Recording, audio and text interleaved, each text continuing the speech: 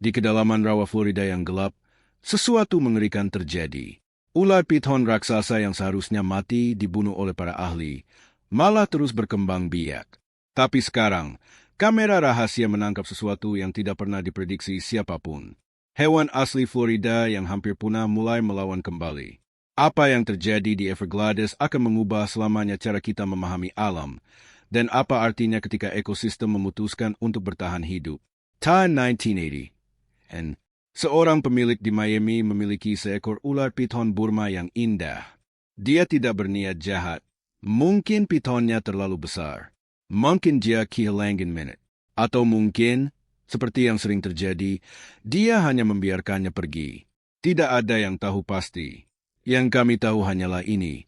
1 ular menjadi 2. 2 menjadi 10. 10 menjadi ribuan. Ular python Burma Buchan ular, asli Florida. Mereka datang dari hutan hujan Asia Tenggara. Di sana, mereka memiliki musuh alami. Mereka memiliki kompetitor. Mereka memiliki tempat dalam jaring ekosistem yang seimbang. Di Florida, mereka menemukan surga. Tidak ada yang siap untuk ini, kata para ilmuwan ketika mereka akhirnya menyadari apa yang terjadi. Pada 1990-an, piton mulai terlihat di Everglades. Pada 2000-an, mereka dimulai mana. Dan pada 2010-an, sudah terlambat untuk menghentikan mereka. Berapa banyak piton di Florida sekarang? Angkanya memecahkan pikiran. Para peneliti memperkirakan antara 200,000 hingga jutaan ular. Jutaan, bayangkan itu. Setiap rawa, setiap saluran air, setiap sudut gelap tempat rumputan tumbuh tebal, mungkin ada seekor piton menunggu. Apa yang membuat mereka berbahaya bukanlah ukurannya saja. Piton Burma bisa tumbuh panjang hingga 18 kaki. Mereka dapat menyelam di bawah air dan bertahan tanpa napas selama berjam-jam. Mereka bisa makan babi hutan. Mereka bisa menelan rusa kecil. Mereka praktis tidak ada predatornya. Mereka adalah pembunuh sempurna dalam dunia yang tidak pernah bertemu dengan mereka sebelumnya. Tapi cerita sesungguhnya dimulai sebelum tahun 1980-an. Cerita ini tentang ekosistem yang tidak tahu bahwa dunianya akan berubah selamanya dalam beberapa dekade. Everglades adalah tempat yang hidup. Itu bukan hanya rawa. Itu adalah jantung Florida. Lebih dari 360 spesies burung hidup di sana. Ratusan mamalia kecil, buaya, belut, ikan. Semuanya saling bergantung dalam keseimbangan yang rapuh namun indah. Kemudian datanglah piton. Ketika piton pertama kali mulai berburu di Everglades, tidak ada yang menyadari skala bencana yang akan datang. Para ilmuwan melihatnya sebagai masalah. Menarik, ya, tapi bukan sesuatu yang akan mengubah segalanya. Mereka salah.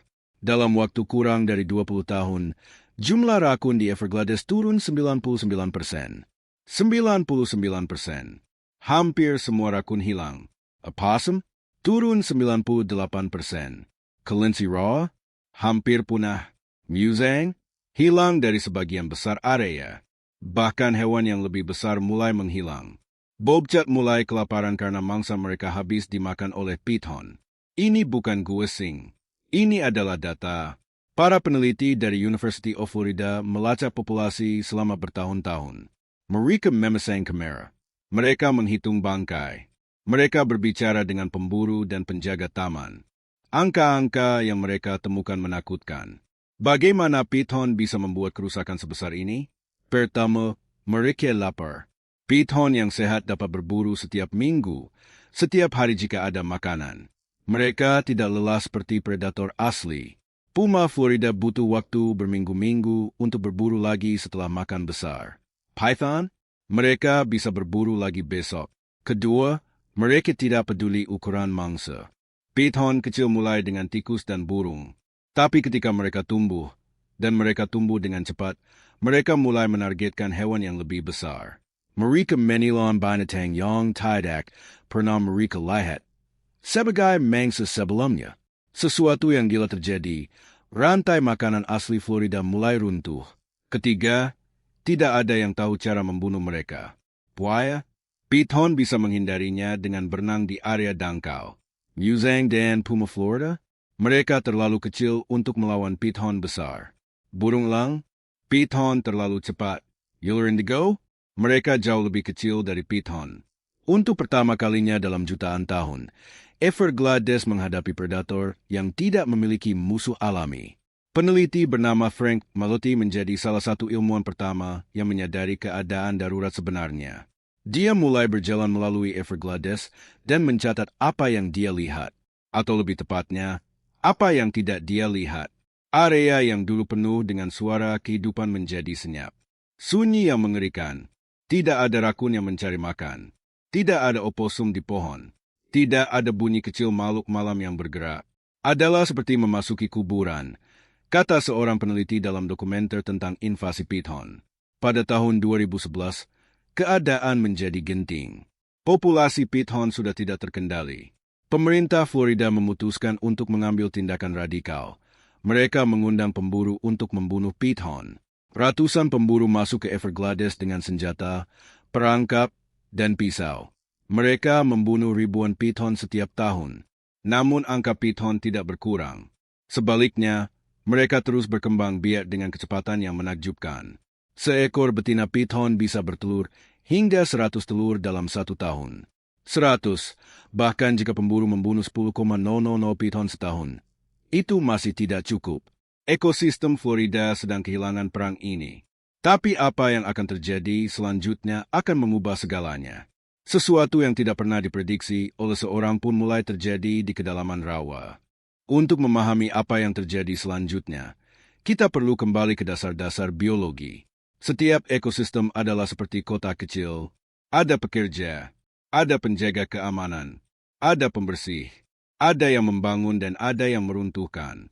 Semuanya terhubung dalam cara yang kompleks dan elegan. Everglades, Florida adalah salah satu ekosistem paling rumit di dunia. Di puncak piramida adalah buaya dan ular indigo. Mereka adalah pembunuh puncak. Di bawah mereka adalah puma Florida. Hanya tinggal sekitar 160 ekor yang tersisa.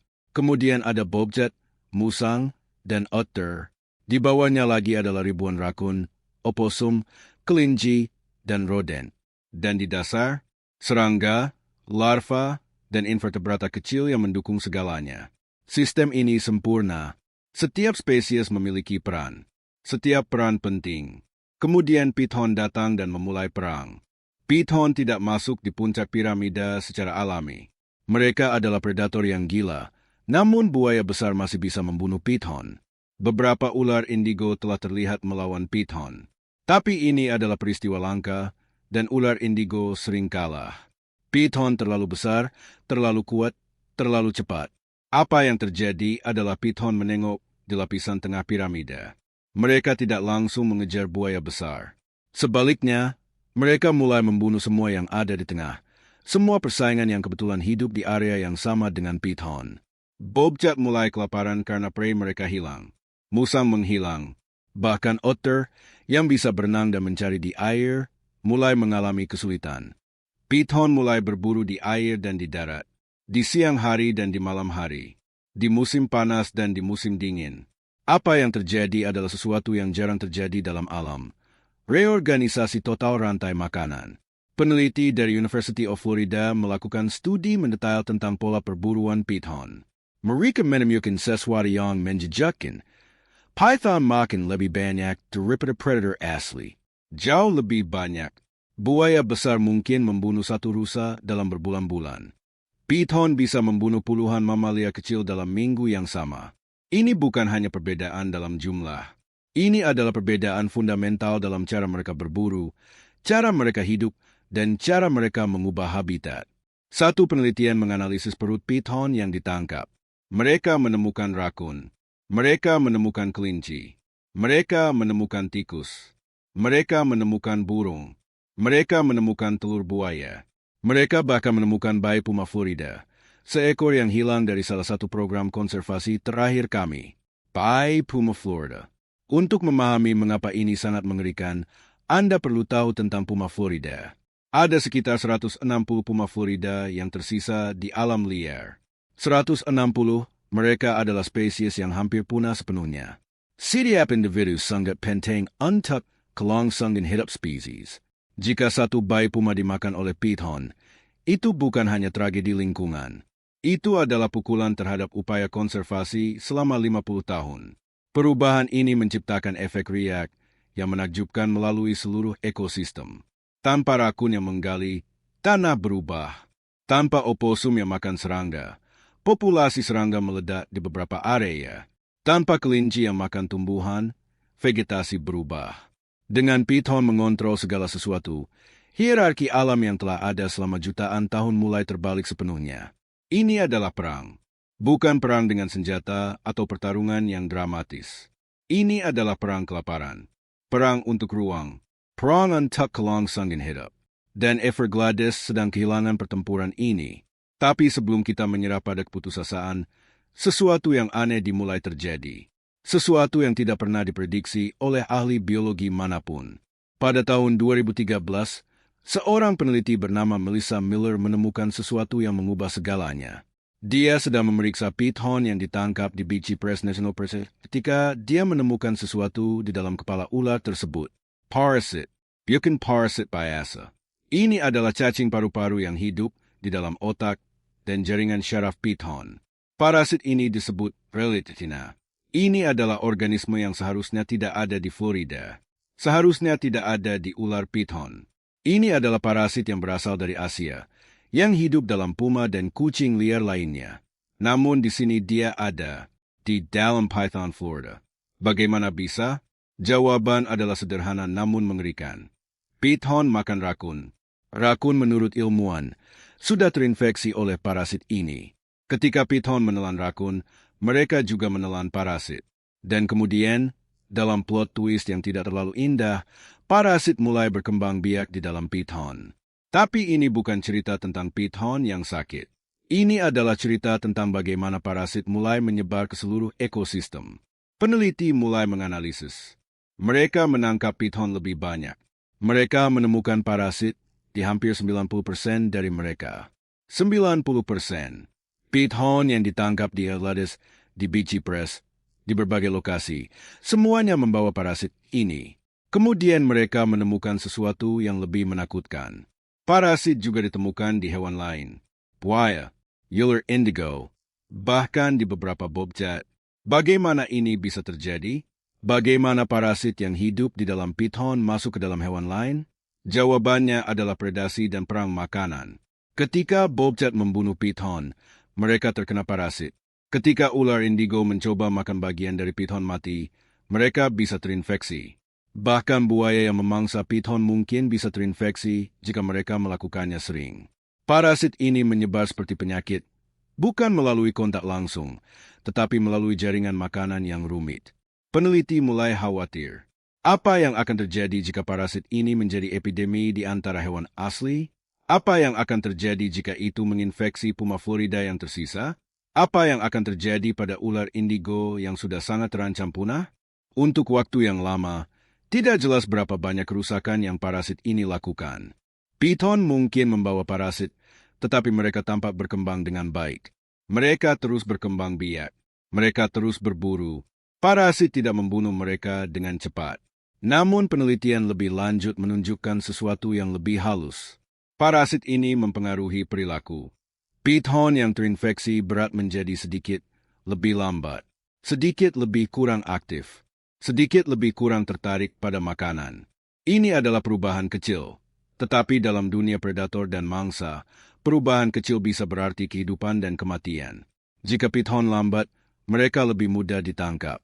Jika python tidak lapar, mereka tidak berburu sebanyak. Jika piton membiarkan diri mereka disangkut dalam pertarungan dengan buaya atau ular indigo, mereka bisa mati. Parasit, tanpa sengaja, menjadi senjata biologis terhadap penginvasi. Ilmuwan mulai bertanya-tanya, apakah ini adalah titik balik? Apakah alam menemukan cara untuk melawan kembali? Apakah parasit akan membatasi populasi piton sebelum mereka membunuh semua yang tersisa di Everglades? Studi tentang parasit ini menjadi salah satu penelitian paling penting dalam biologi konservasi modern. Karena jika parasit bisa menghentikan piton, itu berarti ada harapan. Ada peluang. Ada kemungkinan bahwa Everglades tidak akan berakhir sebagai gurun ular. Namun sementara ilmuwan mempelajari parasit, sesuatu yang jauh lebih mengejutkan sedang terjadi di kedalaman rawa. sesuatu yang ditangkap oleh kamera trail. Pada tahun 2019, tim peneliti memasang kamera trail di seluruh Everglades dan Big Cypress. Kamera-kamera ini adalah kecil, tersembunyi, dan bergerak hanya ketika ada gerakan. Mereka dirancang untuk menangkap kehidupan liar yang biasanya tidak terlihat. Hewan nokturnal, predator yang menghindari manusia, makhluk yang bergerak dalam kegelapan. Apa yang mereka tangkap mengubah semuanya. Salah satu video pertama menunjukkan sesuatu yang tidak pernah terjadi sebelumnya dalam catatan resmi. Sebuah bobcat sedang berlari melalui simak-simak, tiba-tiba berhenti. Bobcat itu mendengar sesuatu. Kemudian, dari balik pohon, muncul piton. Piton itu besar, mungkin 10 kaki panjangnya. Piton mulai bergerak mendekat. Bobcat tidak lari. Sebaliknya, bobcat itu berdiri dan menghadapi piton. Pertempuran yang singkat terjadi. Bobcat melompat, menggigit, mencakar. Piton berusaha membungkus bobcat dalam kumparan yang mematikan. Dalam beberapa detik, semuanya selesai. Bobcat menang. Piton itu mati atau kabur. Kami tidak akan pernah tahu pasti. Tapi yang penting adalah ini. Bobcat itu menyerang kembali. Peneliti mulai menganalisis semua video. Mereka menemukan lebih banyak insiden. Ular indigo melawan piton. Buaya besar menangkap dan membunuh piton. Bahkan rakun, hewan yang hampir punah dari perburuan piton, mulai terlihat menyerang ular muda. Satu video menunjukkan 3 rakun yang bekerja sama untuk mengusir piton dari area mereka. 3 rakun bekerja sama. Ini bukan hanya kebetulan. Ini adalah pembelajaran. Ini adalah adaptasi. Ini adalah alam yang mulai memahami ancaman dan merespons. Hewan yang telah bersembunyi selama bertahun-tahun mulai keluar. Hewan yang telah kehilangan populasi mereka mulai berkembang biak lagi. Hewan yang hampir punah mulai bertahan. Seorang peneliti dari University of Florida bernama Ian Bartosek menjadi salah satu orang pertama yang menganalisis data ini secara sistematis. Dia melihat pola dalam video. Ular indigo yang lebih agresif. Buaya yang berburu piton dengan lebih sering. Bahkan puma Florida, yang jarang terlihat, mulai muncul di kamera dengan frekuensi yang sedikit lebih tinggi.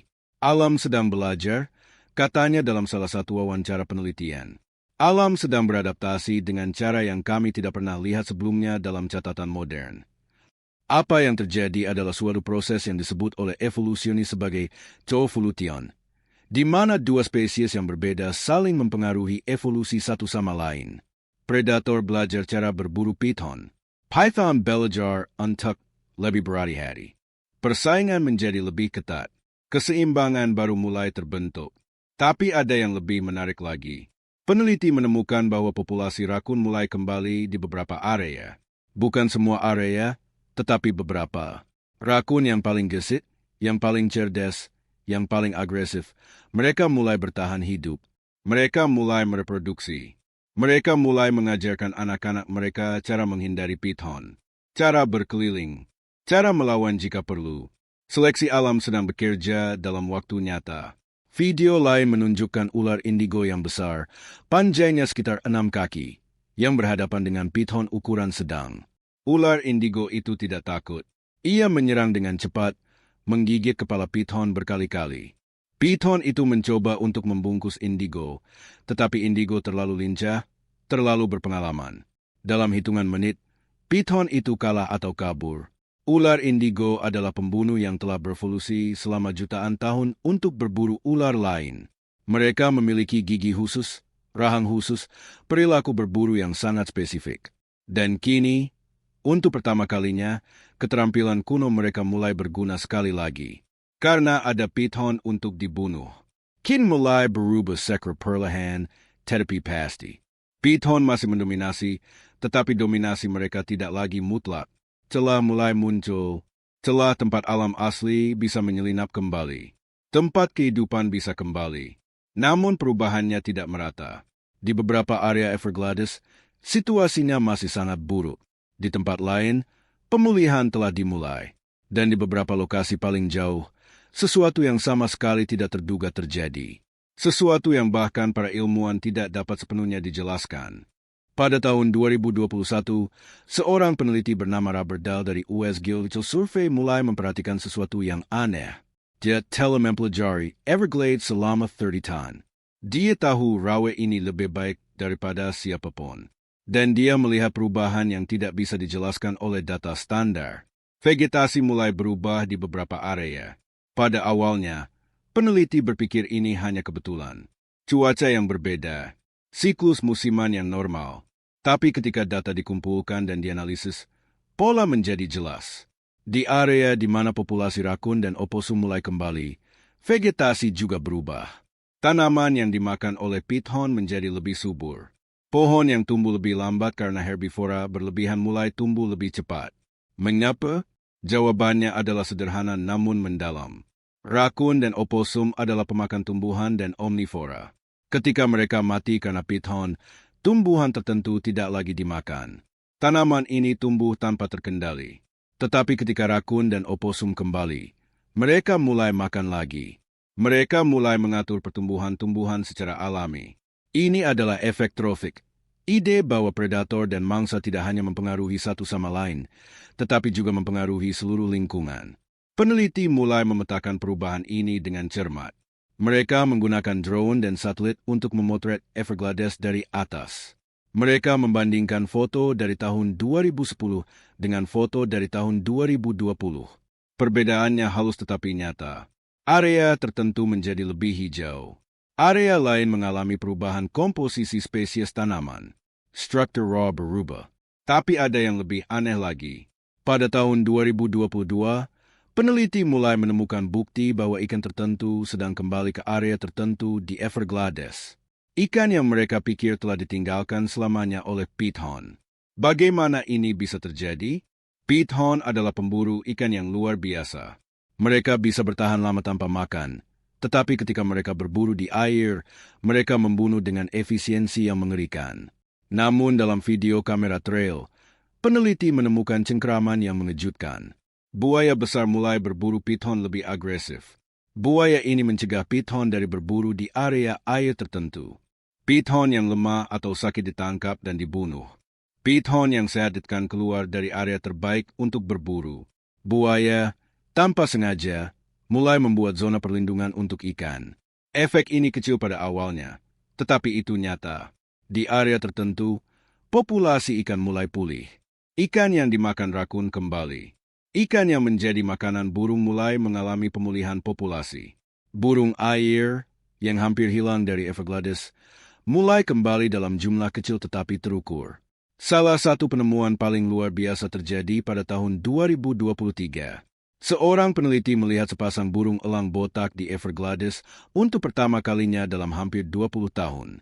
Burung elang botak adalah simbol Amerika, dan mereka hampir punah. Tetapi di sini, dalam video kamera trail yang menakjubkan, dua burung elang botak itu sedang membangun sarang. Mereka kembali. Mengapa? Tidak jelas. Mungkin ada lebih banyak ikan karena buaya mengusir pithon. Mungkin ada lebih banyak mamalia kecil karena populasi rakun kembali. Mungkin burung itu hanya kebetulan menemukan habitat yang baru berkembang. Tetapi bagaimanapun alasannya, mereka kembali. Kehidupan kembali. Data paling mengejutkan datang dari analisis genetik rakun. Peneliti menganalisis DNA rakun yang ditangkap di tahun 2020 dengan DNA rakun di tahun 2015. Mereka menemukan bahwa keragaman genetik meningkat. Rakun yang bertahan adalah yang paling tahan, paling cerdas, paling agresif. Mereka mereproduksi dengan rakun lain dengan sifat serupa. Hasilnya adalah populasi rakun yang baru yang jauh lebih baik dalam melindungi diri mereka dari pithon. Alam tidak hanya bertahan. Alam sedang berevolusi. Seorang pakar dalam biologi konservasi dari University of Michigan bernama Christopher Klosmer mengatakan, apa yang kami lihat adalah sistem yang sedang menemukan keseimbangan baru. Bukan keseimbangan lama. Itu tidak akan pernah kembali, tetapi keseimbangan yang berbeda. Ekosistem baru sedang terbentuk di depan mata kami. Namun ada peringatan. Perubahan ini sangat lambat, sangat halus, dan di banyak area Everglades, pithon masih mendominasi dengan mutlak. Puluhan ribu hektar masih menjadi gurun mamalia. Masih ada area di mana Anda bisa berjalan selama berjam-jam tanpa melihat seekor mamalia kecil pun. Dan kemudian datang penemuan yang mengubah segalanya sekali lagi. Sesuatu yang membuat ilmuwan menyadari bahwa masa depan Everglades jauh lebih rumit, jauh lebih misterius, dan jauh lebih menakjubkan daripada yang pernah mereka bayangkan. Pada bulan September 2023, sebuah penelitian yang mengubah paradigma dirilis oleh tim ilmuwan internasional. Mereka telah melacak Piton selama bertahun-tahun menggunakan teknologi GPS dan satelit. Apa yang mereka temukan tidak masuk akal pada awalnya. Piton mulai bermigrasi keluar dari Everglades. Bukan semua python, tetapi jumlah yang signifikan, terutama yang lebih tua dan lebih besar, mulai bergerak ke wilayah yang berbeda. Beberapa berpindah ke Big Cypress. Beberapa berpindah ke area yang kurang dipelajari di utara. Beberapa bahkan mulai terlihat di tepi perumahan manusia. Mengapa? Awalnya, para ilmuwan berpikir itu adalah kelaparan. Piton yang lebih tua tidak bisa bersaing dengan yang muda untuk mangsa. Mereka mencari tempat baru untuk berburu. Tetapi ketika mereka menganalisis data lebih lanjut, mereka menemukan sesuatu yang lebih kompleks. Piton sedang bermigrasi karena area terbaik untuk berburu berkurang. Di zona di mana buaya, ular indigo, dan bobcat mulai menekan populasi piton, ular-ular itu tidak bisa bersaing. Mereka tidak bisa berburu, mereka kelaparan. Jadi mereka pergi. Mereka mencari tempat baru di mana mereka bisa mendominasi lagi. Ini adalah dinamika predator mangsa yang paling fundamental. Ketika kehidupan menjadi sulit di satu tempat, organisme mencari tempat lain. Tetapi ini juga berarti sesuatu yang lain. Ini berarti piton sedang tersebar ke seluruh Florida. Mereka tidak lagi terbatas pada Everglades. Mereka mulai muncul di tempat-tempat baru. Area yang sebelumnya aman mulai terancam.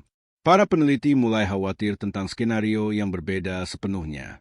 Bukan tentang apakah piton akan membunuh Everglades yang hampir sudah terjadi, tetapi tentang apakah piton akan menyebarkan mereka ke seluruh Florida dan bahkan lebih jauh. Namun ada teori yang lebih menarik lagi yang mulai muncul. Seorang peneliti bernama Travis Perry dari University of Georgia mengajukan pertanyaan yang mengubah cara orang berpikir tentang piton. Apa jika piton sedang menciptakan ekosistem baru, katanya dalam seminar penelitian. Bukan menghancurkan yang lama, tetapi menciptakan yang baru. Idenya kontroversial. Banyak konservasionis berpikir dia gila. Tetapi ketika Anda melihat data, ketika Anda melihat rakun yang kembali, burung yang kembali, ikan yang kembali, tanaman yang berubah, Anda tidak bisa mengabaikan kemungkinannya. Yang mungkin terjadi adalah ini. Everglades sedang mengalami reorganisasi ekosistem total. Piton adalah bagian dari reorganisasi itu. Mereka menghapus apa yang ada. Mereka membuat ruang kosong. Tetapi ke dalam ruang kosong itu, kehidupan asli mulai kembali dengan cara yang berbeda. Lebih kuat, lebih tangkas, lebih tahan. Ini bukan pemulihan. Pulang ke masa lalu tidak mungkin. Tapi ini adalah adaptasi. Ini adalah evolusi. Pada tahun 2024, penelitian terbaru menunjukkan sesuatu yang membuat ilmuwan terpukau. Spesies yang tidak pernah hidup bersama di alam liar sebelumnya mulai berinteraksi. Ular indigo mulai hidup di area yang sama dengan bobcat. Puma Florida mulai menggunakan rute berburu yang sebelumnya didominasi oleh buaya. Rakun dan opossum mulai berbagi ruang dengan cara yang berbeda dari sebelumnya. Ekosistem baru sedang terbentuk. Bukan yang lama. Bukan yang murni asli. Tetapi baru. Namun pertanyaan besar tetap. Apa yang akan terjadi dalam 50 tahun? Dalam 100 tahun? Apakah piton akan terus mendominasi atau apakah alam akan menemukan cara untuk mengontrol mereka?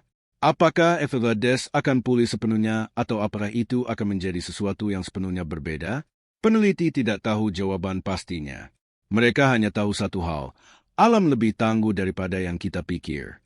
Alam lebih cerdas daripada yang kita pahami. Alam tidak akan menyerah tanpa perlawanan. Dan dalam kasus Florida, alam sedang melawan kembali. Apa artinya ini untuk kita? Artinya bahwa kesalahan kita, melepaskan piton ke ekosistem yang tidak siap, tidak final. Artinya ada harapan. Artinya bahkan ketika kita merusak alam dengan cara yang terasa tak dapat diperbaiki, alam sendiri memiliki kemampuan untuk menyembuhkan diri dengan cara yang kami tidak pernah dapat sepenuhnya memprediksi. Tapi itu juga berarti sesuatu yang lain. Artinya bahwa dunia yang akan kami tinggalkan untuk generasi berikutnya tidak akan menjadi dunia yang sama dengan dunia yang kami warisi. Akan ada piton di Florida selamanya. Akan ada ekosistem baru yang kita tidak sepenuhnya memahami. Akan ada konsekuensi yang kita mungkin tidak akan pernah sepenuhnya mengerti. Everglades bukan lagi tempat yang murni asli. Tetapi mungkin itu tidak pernah menjadi tujuan kami. Mungkin tujuan kita seharusnya adalah memastikan bahwa alam, dalam bentuk apapun yang diambilnya, tetap hidup, tetap beradaptasi, tetap berkelanjutan. Kamera trail terus menangkap kehidupan di Everglades, dan setiap hari, dengan footage terbaru, cerita yang lebih kompleks menjadi jelas. Cerita tidak tentang kemenangan atau kekalahan, tetapi tentang transformasi, tentang kelangsungan hidup, tentang kecepatan menakjubkan yang alam dapat berubah ketika harus.